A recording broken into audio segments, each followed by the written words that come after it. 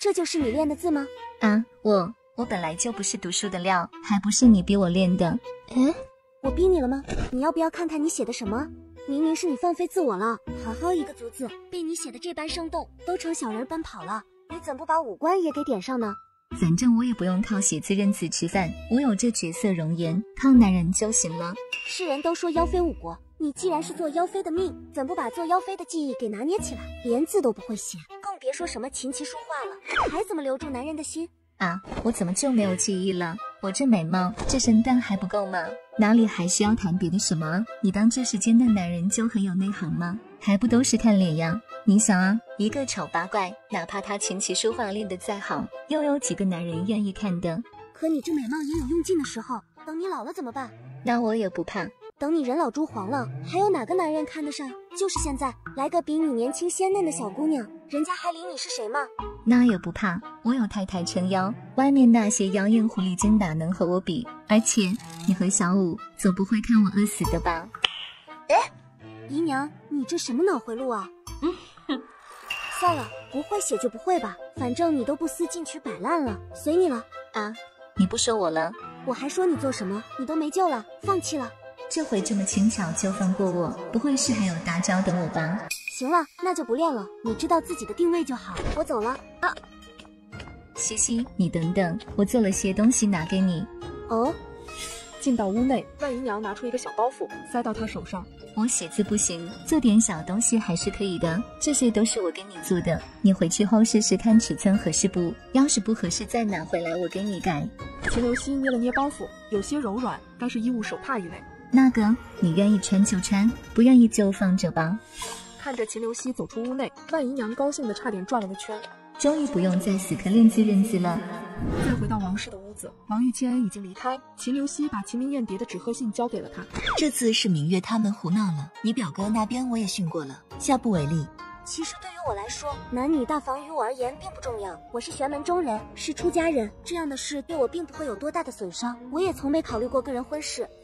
希儿，你道门有五弊三缺，我中的是五弊中独集三缺中的钱，我这一生注定无儿女，而钱不管我赚多少都会拢不住，所以名声于我而言是无甚影响的。但秦家人却是不同，便是败了，男婚女嫁还是要的。秦明月此举只会让外人看低秦家人，他的小心思既愚蠢又自私，这也是我看不过去才多嘴一说。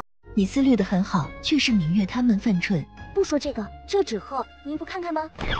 王氏拆开纸鹤，熟悉的笔迹映入眼前。这是就是你想的那样。燕儿写的信怎么会在你这里？也是因缘巧合，您放心，他已是慢慢适应了西北的生活，您不必太担心他。王氏看着手中的信件，眼泪就滴答落了下来。这孩子就是报喜不报忧，到底是经历了大变故，总会成长的。二人正说着，外头传来丫头传话声：“大太太，老太太请大小姐过去。”父谋是想让你接下全家这个事，你知道的，他心里最放不下的就是西北几个大老爷们。如果攀上全家后能让他们过得好点，他会不惜一切代价。那也得看全家人值不值得。母亲可知若全家子是得了何病？好像是毒，还是剧毒。希儿，你可一定要谨慎些，没有把握不接也罢，免得得罪了全家不说，还坏了自己的名号。我与你一同过去吧。果不其然，秦老太太见到秦留希后，便是直接开门见山：“全家有子来求医，如果你有把握，一定要把他给治好，因为那关乎你祖父他们的命运。如果我没有把握呢？又或者我不想治呢？”你秦老太太只觉胸口闷疼，逼着一口老血咳出来。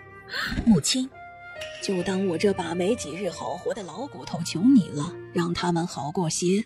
对于秦老太太，秦留希谈不上什么好感，但恶感也没多少，因为不在乎，他不会指望一个养尊处优几十年的老人会认清现实。老太太你不必求，我也没你想象的那么能耐，人尚未见过，谈不上能救与否。与其担心那全家子是否能得救，倒不如担心你自己的身体能不能撑到老爷子几人归来。希儿，老太太流放西北能平安抵达，且谋得生计又有落脚之处，已是大善。便是全家，所做也不过如此。难道他还能把老爷子几人给送回离城不成？全家势大，却大不过天。眼下他们已得安稳，全家插手不过是锦上添花，可有可无。所以你倒不必把他们看成救命稻草。秦刘希开过方子离开后，秦老太太有些绷不住了，气得几度喘不上来。王氏只得温声劝慰。燕儿给我来了信，信上说大家都过得还不错，做的事也不算累。老三还跟在一个管事身边做事儿。当真？随后王氏又拿出信纸转移老太太的注意力。而秦刘希在回到自己院落后，打开万姨娘给的包袱一看，竟是各式各样的肚兜，用的料子也是舒适透气，其中还有一张写着歪歪扭扭的字条。西西，这是姨娘对你的爱哦。翌日一早，秦刘希就出了府，他带上工具，准备要去给杜敏动刀。而秦刘希前脚刚走，后脚王玉谦就带着全家贵公子全景登府。只是一进门就被告知，秦刘希已是出门了。此次陪同全景前来求医的，还有2名大夫，一个是军医，另一个则是毒娘子的女弟子婉白，是全家重金请来给全景护命的。哼，这位女官倒是很会摆架子嘛。是我的问题，也没提前跟他说好贺齐你要过了，这才扑了个空。是我们贸然上门失礼了。哎呀，你就少说话，养养精气神嘛。连师傅都解不了你这毒，这女道医真能行吗？别人不行不代表我们西西不行。不过他看诊金收的很贵，你们有那么多钱吗？放心，若不在府中等，不妨去寿喜坊的红白街，那有一间非常道，可去看看他是否在。非常道那是什么地方？求医的地方，他自己开着玩的铺子。不是出家人吗？怎么还开起铺子来了？他也是吊民孤玉之徒。婉姑娘，不可无礼。既如此，那我们去碰碰运气。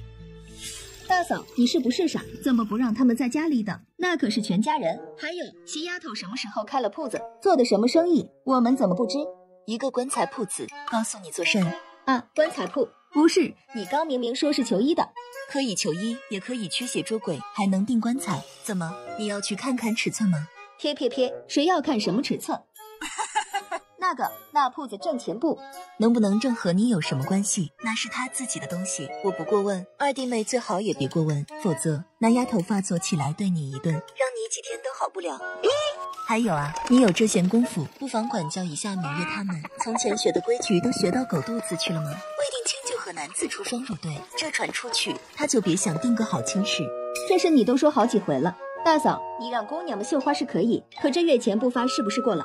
过了。那你可还记得第1集抄家时我们身无分文，20个人挤一辆马车才回到这儿？也就现在日子平稳，铺子生意也好起来了，才想着发些月钱给孩子们。你怎不想想，西北那几个大老爷们还在吃土呢？不当家不知柴米贵，咱们一大家子日常嚼用，孩子求学哪里不要银子？全家都指着一个蜜饯铺子过活，这还是希儿给的配方。眼下你要发月钱，那也行。明琪在学馆的束绣花用，那就剪了吧。他穿个打补丁的布衣去学馆也不是什么大事。别，那不发就不发嘛。你是当家主母，你说了算了。以后别再让我听到明月带着男子乱闯的事，否则休怪我不客气。他不要名声，家里其他孩子是要的。秦刘希如约而至，已是来到了杜勉的住处。只是杜勉看着那一排散发着寒光的刀具，也是浑身一僵。怎么怕了？你好歹也是遭了几十道伤的厉害人物，见着这些区区小刀算什么？是想到一会就要直面这些刀具，把我这伤口皮肉剖开，有些不适。放心，不会让你直面而视。先褪了上身衣物，我给你行个针，让经脉疏通，行气畅顺。很快，杜勉那一身狰狞可怖的伤口便是暴露出来。秦刘希捏着金针飞快扎下，杜勉只觉身上暖流徜徉，十分舒坦。你常年在水边生活，身上寒气有些重，不利伤口愈合。我给你行针，有助淤堵的气机通脉，也可拔除一些寒气。有劳你了。昭昭，把睡圣散给他喝了。这是好东西，喝了能好好睡上一觉。那我能吃点东西再睡行吗？我肚子好饿了。喝过睡圣散，杜勉两眼一闭，便是睡死在床上。少关主，这没事的，昏睡了才好干活嘛。随后秦刘希便是用刀具剪子剖开伤口，用钩子清理腐肉，让一旁的小厮看得直哆嗦。待到伤口处理完毕，秦刘希又是冲洗、上药、缝合、包扎，一系列动作有条不紊，却是极费精气神。杜勉从未睡过这么沉，再睁开眼已是午后，刺目的阳光从窗子照了进来。爷儿，您醒了。杜勉刚要起身，却是疼得倒吸了一口凉气。您别动，少关主说了，那什么睡圣散的药效过了，您就会恢复痛感，得静养着。这事已经完事了。自然是完了。少关主，我这什么都不知道就好了。让你知道，你怕是会痛的受不了，还是睡着的好。这睡圣散可以让你暂时昏睡失痛感。如今你身上的伤口都处理过了，接下来的日子依房吃药，安心静养，身上的伤慢慢就会恢复。不过你的左手完全恢复会慢些。我这手的手筋断了，竟也能恢复？那段筋我已给你缝接上了，但要想恢复到从前一样，还得看你自身恢复能力。少关主当真乃举世神医，能遇到你是度我的大幸。我这命是你救回来的，你于我来说犹如再生父母。所谓大恩不言谢，此后但凡有吩咐，你莫敢不从。不，大恩得言谢，我可不敢当你父母。我行医治病，费神费力，你把这诊费结清了就行。怎么，莫非你想赖账？自然不是，诊金自是要给的，但这恩情也得记，你放心。如此，我们清平观的店鱼还是少了点，你就捐半个药王殿的香油钱吧。半个？为何是半个？就捐一整个。捐一个字是最好。待行动如常，杜某必须道观亲自点灯上香还愿。福生无量天尊，圣人大善。秦刘熙又提点了几句，便是离开了。杜勉这才问起小厮动刀的过程。爷，您还是别打听为好。让你说就说，我身上都挨了几十刀，还能听不来这个？爷，少关主小小年纪，真乃神医也。您昏睡着不知，他动手那叫一个干脆利落，没有半点迟疑，就跟割猪肉似的，把烂的都挖出来了，割开了，又跟缝衣裳一样，把这么长的口子给用针线缝起来了。进到铺子里，秦刘熙并未给全景服脉，而是划破他的手指，放了些乌黑浓稠的血液。此时刚得了一副身体正溜达完回来的魏邪，见到自家老板也是有些心虚。那个，你来了。去抓只老鼠了。你堂堂大掌柜，整日摸鱼偷懒不见人，是想白吃干饭吗？想到自己被抓包，有些理亏，魏邪无奈只得照做。这么小个铺子竟还有掌柜的吗？他还簪花，是什么喜好？就特殊喜好呗。很快，一只老鼠摆在了秦刘熙面前。要这玩意儿做甚？给这中毒的家伙解毒吗？不知这位掌柜如何称呼？本君姓魏，敬称一声魏君即可。魏掌柜，不知可否为我准备些吃食来？肚子有些饿了。别笑了，你都快渴了，还笑得出来了？趁他们说话间，秦刘熙已把毒血灌到了老鼠嘴里。那老鼠刚参离，逃了几步，便是四肢一僵，倒在地上不动了。看到没？你都成毒人了，这要是使得好，你这身体就是一个大杀器。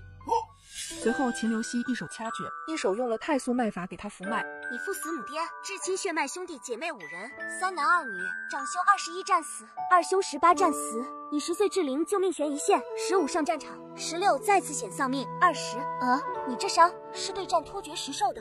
你都打听过？素不相识，我打听你作甚？太素脉法可知人的贵贱吉凶祸福，我不过是用这种相术去相你的命罢了。不过看来你贵则贵矣，却是多灾多难，就连家人也是如此。你说的不错，我这毒就是当时受了箭伤，而那箭头抹了剧毒，哪怕当场用了解毒丸，也抵不过此毒霸道。这1年多来，所看名医无数，连江湖人称毒娘子也无法解毒，只能压制缓解。婉白姑娘就是毒娘子的徒弟，是我全家重金请来为我保命的。这命虽是短暂保住了，也不过是苟延残喘。你这毒已经蔓延全身，连周身血液都成毒血，更不说它侵蚀你的5脏6腑，想必压不住的时候，5脏6腑皆在撕裂焚烧，全身骨痛如万，以噬养吧。你知道这是何毒？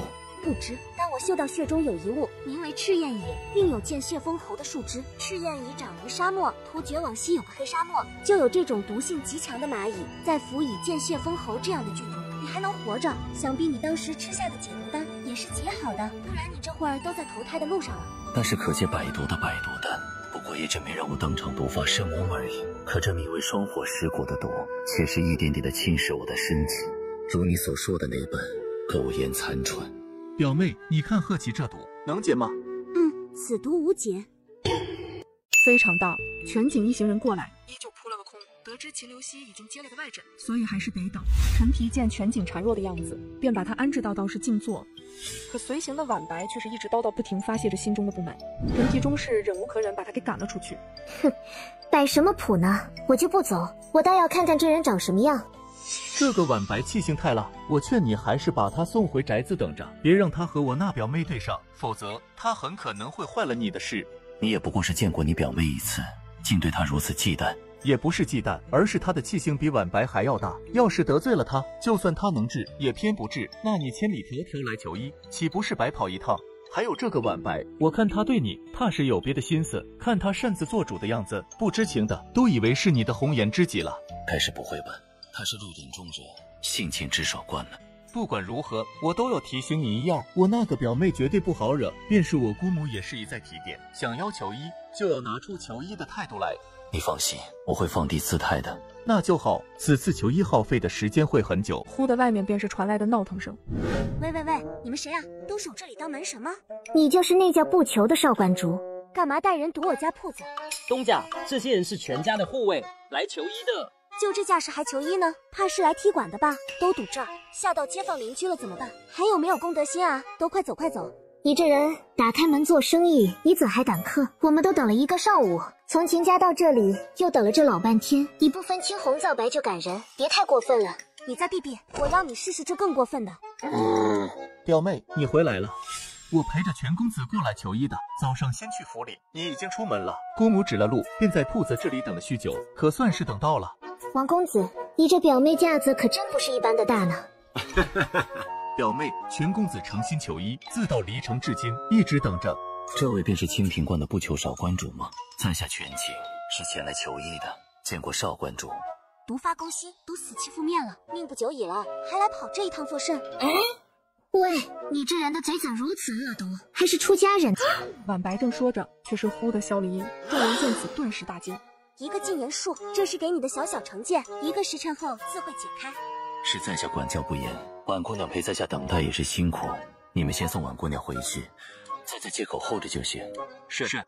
行了，进来吧，不是要求医吗？接了全景这个大病号，秦留希辨证刑侦都是极为细致谨慎。待留针时，秦留希又看起了他以往的经风，还叫来那随行的大夫，都是些虎狼之药，怪不得他这身体败成这样。也是没有办法，这双火尸骨太过霸道，不知少观主打算如何用药，我家公子也可能迈过这道坎。看运气了，以毒攻毒本就是无奈之举。有劳少观主，我等一定配合您的安排。随后秦留希又写了几张经方和一些食疗的药膳方子，并交代了一些事项。待全景他们走后，王玉谦却是找了个借口留了下来。其实你要是没有大把握，大可不接这个病号。怎么怕我被全家报复？全家在西北市一霸，全景这一房剩他一根独苗，他要是在你这没了，万一他们秋后算账怎办？武将可不和你讲道理，只讲全套实力。那就来比比谁的拳头硬。哎呀，姑娘家的怎如此暴躁？我和你也不熟，没必要担心我吧？谁担心你？我是怕连累姑母和表弟他们，怕你们被人家给使绊子。你是被阴谋害大的吧？就光想着人家害你。你怎不识好人心？我要不是怕你吃亏，至于这么苦口婆心？你干嘛怕我吃亏？咱们又不熟。你，哼，当我多管闲事。他说的也有几分道理，这没把握的事，你接了就不怕毁了自己的名声吗？你看我在乎名声吗？喂，要你来这座大掌柜的，你整日摸鱼又跑哪儿去了？我很好奇，这名为双火蚀骨的毒，要是能研制出比它更厉害的毒，那岂不是我就比那什么阿图普更厉害，不是吗？原来你是这么想的吗？其实还有一点，我就喜欢和老黑他们抢人，这全景我就要留着，直到钻研出能克制双火蚀骨的毒来。你这样，那阴阳生死轮回岂不乱套？没那么严重，真要差点时辰，就找点关系走后门行个方便。你要知道，在阴间也讲人脉的。你那是鬼脉才对。喂，你最近很喜欢抬杠吗？很快，魏邪就见到了秦留希在阴间的人脉，只让人设了结界，也不知说了些什么。顺道把你的编制问题解决了，这是你的符牌和勾魂锁链，从现在开始，你也算在地府挂了公职。鬼脉真香。行了，你好好守着铺子，我回一趟观里翻翻藏书。而此时，清平观一个黑头人已是上了山。这位山人入殿须斋观，已是对祖师爷的敬重。沙原子闻言摘下兜帽，露出一张疤痕脸。我这脸面对祖师爷也是敬重啊。福生无量天尊，善人是想敬香还是点灯？我就是来看看。沙原子只直视祖师爷一眼，就觉在那双威严的眼睛下无所遁形，让他感到战栗。善人，听说你们清平观很灵，这里的不求大师本事还很厉害，他在吗？少观主不在，其他道长在，观主也在。善人想求点什么都可以。你呢？可会相面？善人是想相面，贫道只略懂皮毛，不过关中清远道长胜我一筹。就你了。那善人的生辰八字，我不知。这怎么没有生辰八字就不会看面相了吗？那贫道就随意说几句。不过看面相收费可不便宜哦。不知善人这香油钱带够了吗？你父母宫晦暗塌陷，全然无光，伤亲俱亡，亲人缘薄，鼻梁不正向两边歪斜，自小背井离乡。不过你太阴月角微凸，是被收养了。我父母死了。面相显示父母宫杂纹横七竖八，又见疤痕，你双亲属于横死。闭嘴！你。何方邪祟，胆敢闯我清平关？人未至，一个大红灯已是袭来，沙原子忙甩出金色花针，而后跑上施展遁术逃了。观主，您没事吧？那是什么人，竟敢来咱们这儿砸场子？是从前清平关的叛徒？岂有此理！这也太嚣张了！谁嚣张啊？秦留希回来后得知这一切，很是生气。无为啊无为，你还真是对得起你这道号。你说你来了清平观，就要脚踏实地学好本事，别老想着躺平养老。咱们做道士要有上进之心，不学无术是不行的。哪天碰着个狠茬，你瞧瞧，这不就栽了吗？好在对方只给你施了个散魂术，要是下次他心不好，你都能直接去投胎了。一会给他画一道定魂符喝了。是。少观主这嘴巴是毒了点，却是为你好。入道修行，道术能学多少就学多少，多一点保命的术数，也才能多活些日子，不是？我这也没想到，在自家道观还能着了道，而且还是同道中人。他算什么同道中人？就是个躲躲藏藏的阴沟老鼠。来到赤元老道的道士，秦留希就已是双指搭了上去。放心吧，那小子还没伤得了我。你看看这针，就是那沙原子整出来的。秦留希见他没什么大碍，便是拿起梨花针细瞧了起来。那针尖泛着绿光，还有阴煞之气缠绕，散发着一阵腐臭味。这些梨花针阴气这么重，该是用尸油浸泡过，甚至扎在尸身上滋养有段时间了，又细如毫毛。若被这针刺中，阴气就会进入身体肆虐。他练气是越来越阴损了，就连收的徒弟都是一个样。若放任他下去，也不知会有多少人甚至冤魂遭他们师徒的毒手。哼，做多少孽，将来都是要被清算的。如今人家都找上门来了，你打算如何？老头，你收拾收拾，去那个小龙脉闭关修行。至于沙原子买棺材不知路，那我自然会给他指条明路。其实闭关在哪都行，后山也是可以的。后山的灵气也不比那个小龙脉，在那儿闭关肯定效果更佳。只有修为上去才是硬道理，除非你不想长赤贞子的晦气，那就不去。行吧，我去。不过我去了，你管清平观吗？说的我现在好像没管似的。清平观这里里外外哪一处不是我劳心劳力挣来的香油钱修葺出来的？挣香油其实是顺带的，你最重要的是攒功德。先不谈这个，你这趟上关里来要做什么？接了个病号，西北全家的人中了名叫双花石骨的毒，是突厥一个叫阿图普的祭司捣鼓出来的。那毒有一种黑沙漠才有的赤焰液，我想翻一翻藏书，有什么是能克制这东西的？黑沙漠便是有能克制的，莫非你还要亲自去闯？那可是死亡沙漠。这有什么的？真有的话，到十界轨道过去，我看地府里谁敢来勾我的婚。玩归玩，闹归闹，有损功德的事儿可万不能做。老头，你总要我攒功德，这玩意到底能帮助我做什么？可以让你渡劫时免得被逼死。散伙散伙，你把你徒咒死了。再多的功德都远远不够啊。随后秦留希带着滕昭和万川上了登仙楼，让两人安心看书，他则往顶层去了。你要去做什么？可还记得为师教过的，报仇不能过夜，为师要去找回场子来，可不能叫人白欺负了。登仙楼的最顶层布了阵法，秦留希用了大掩饰法去试问沙原子的踪迹。大掩饰法演算千变万化，极费心神，一旦精神不顾，都会导致失败，从而有伤神魂。所以他才不让修为本已倒退的赤元道长施展这术。原来你在这儿呢。另一边，万怀林因槐树众多而得名，槐树属阴，万怀林自然也聚集附近无数的孤魂野鬼。沙原子只觉这简直是蕴养阴煞的圣地，尤为适合练鬼。天方夜谭，极剑亲。小师弟，你竟找到这儿来了。少废话，受死！极剑困住沙原子，手持麒麟刀扑了上去。很显然，他这次是不想让沙原子再跑了。而沙原子自知不敌秦留希，想要找机会破开结界，却是被缠斗的一直腾不出手。分神之际被秦留希击中腰部，沙原子刚要起飞，脖颈处又被银丝勒住，这一刻强烈的窒息感袭来。要死了吗？哼，废物！老贼，手都出来了，还以为你会一直做缩头乌龟。庶子长话，师傅没教过你尊师重道吗？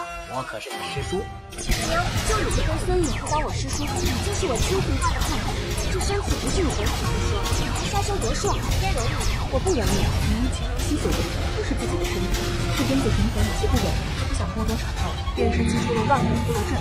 阵起，秦留希立时便陷入了没有白骨的阵中，一大群骷髅和冤魂朝他扑来。秦留希意念一动，让妖术在他手掌相冲，阴魂与白骨一起被瞬时的包围着被幽灵。失业，他身上有病，逃，快逃！很快现场竟是开始分裂，赤贞子瞳孔一缩，一道火焰精灵突了出来，赤贞子瞬时被烧得三魂六魄尽灭，他也顾不得地上的沙原子，而是念了一个法咒，元神脱离肉身，飞快逃离消失。秦留希彻底破开法阵后，赤贞子已是没有半点踪迹，可他竟是察觉到佛骨的气息。你师傅都不要你了，我好心送你一程。丫头不肯，留下他还可作用。那行，那就先废了他修为。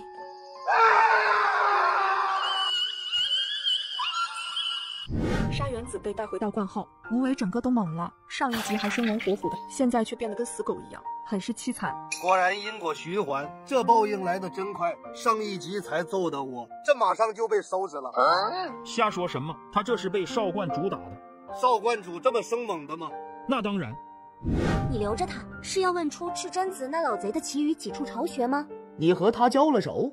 是，而且我还大概猜到他是怎么死而复生的了。他得了一块佛骨。你是说那恶佛四罗的佛骨？你说他得了恶佛四罗的佛骨？没错，在那小龙脉时，我就感觉到一股熟悉又陌生的气息波动，却没往佛骨上想。如今看来，是我忽略了，这就是他几十年前得的大机缘，才会让他灵魂滋养，从而夺舍重生。我以业火逼出他脱离肉身，他依然有余力逃离。没想到这佛骨历经世间浮沉，竟还有这力量。赤贞子他最好躲好点，否则也不用老头你去找他。那四罗找佛骨时，就能顺带把他吞了。如果是这样，也是好事，就怕两者狼狈为奸。四罗收他为己用，祸乱苍生。哎呀，管他呢！祸乱苍生算什么？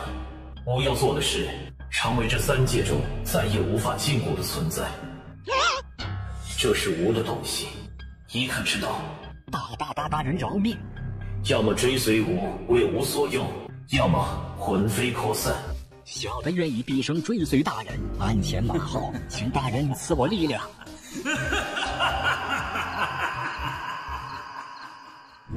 翌日，秦留希早便来到安置沙原子的屋子。喂，赤贞子那老贼不要你了，你被抛弃了，要不要哭一下？沙原子心念俱灰，他的手筋脚筋都被秦留希给挑断，脖子也是险些被勒断了，伤及喉咙，如今说话都很是艰难。你告诉我你们的老巢都有哪几处，我送你回去如何？不如何，你要杀便杀吧。你这人真麻烦，我家老头不让我杀你，但可没说不让弄废你。暴怒，秦留希一把按住他的额头，口念搜魂法诀。沙原子只觉一道极其霸道的气流从灵海钻入，肆虐他的识海，锐利的刺痛让他很快就昏死过去。而秦留希的脸色也一点点变白，额上渗出细汗。搜魂术比之大掩饰法更耗灵气，甚至有损自身修为。而被搜魂者，大脑被肆虐破坏过，轻则记忆缺失，重则痴傻。当然，秦留希自是不会管他会不会变傻，他要做的是要以最快的法子找到赤贞子。完整搜过一遍后，秦留希这才停下手，只是看着昏死过去的沙原子，有些眼神复杂。搜魂术有损天和，等闲不可用，一切皆有定数，顺其自然就好。你要记住自己才是最重要的。这家伙倒也是个可怜虫，赤贞子当年夺了他爹的舍，杀了他母亲，再把刚出生1个月的他给抱走了，他这算是认贼作父了。业障。我手上还有2个病患，等他们稳定些了，过些日子我送您去小龙脉闭关。随后，秦留希便是收拾好，准备带滕昭他们回城。只是在回城前，收到黑无常从地府带来关于四魔的消息。桃儿们定下了一个议程，要把找寻并拘拿恶佛四罗的事下达给人间各寺庙道观的住持关主，作为报酬，自会以功劳大小在功过簿登记上号，功德大大的有。这不是厕所里打灯笼吗？那个，这跟我有什么关系啊？头儿们还说呢，这事大人您可得出大力。为什么是我？回到非常道，秦留希去给杜冕行过针，又来处理全景这个大麻烦。我打算去黑沙漠找赤沙黄金蟹来抑制这双火石骨。不过黄金蟹号称沙漠之王，剧毒无比，就算研制出来，以你现在的身体，怕是承受不住，还得养壮点。你开的经方和丹药，我会按时吃。除了药，还可以吃些有益身体的果子，就是这价格有些贵，你要吗？果子算是野果，比较难得，但都是些奇珍异果。买，只要是对我家公子爷有好处的，多贵都要，不差钱。行，那我让人送来。去找一只黄仙传话，让他们送些灵果过来，价格随他们开。不是，我不是大掌柜吗？怎么还成跑腿的了？你还知道你是大掌柜啊？整日摸鱼偷懒，光长一张嘴活也不干，真打算在这养老了吗？没有不干活啊！少废话，赶紧去！就知道使唤我，陈皮万策。你们看家，哥哥去也。话落，魏邪摇身一变，凭空消失。然而这一幕却被正要从内堂出来的小厮看到了。我不是在做梦吧？全安，你怎么了？公子爷，这铺子的大掌柜怕不是个人，我见鬼了！真的，小的刚才就看他凭空消失，咻的不见了。这阵子也是辛苦你了，都让你出现幻觉了。不多时，一中年男子和一个小童便是来了非常道，然而魏邪却是不见归。小的皇嗣见过少关主。皇十九拜见少关主。你们倒是来得快啊！听说您传话，也不敢拖拉。咱族里二大爷早有吩咐，要把您的诏令放在首位。不错嘛，东西带来了吗？第一次来见少关主，这是我们送给您的见面礼。秦留希打开一看，是一盒品相极好的冬虫夏草。哎呀，客气了，我让你们送东西来，是正好有客人需要，可没有让你们送礼来的意思。这些你们还是自个留着，你们族中人多，需要用银子的地方也多。少关主是嫌咱这东西不够体面吗？这次来得及，也没回宗族那边拿更好的。您要是喜欢古玩，我下次再捎带过来。族里也有些老物件。见皇嗣一副不收就急眼的样，秦留希只得勉为其难收下，随后又让他取了灵骨出来。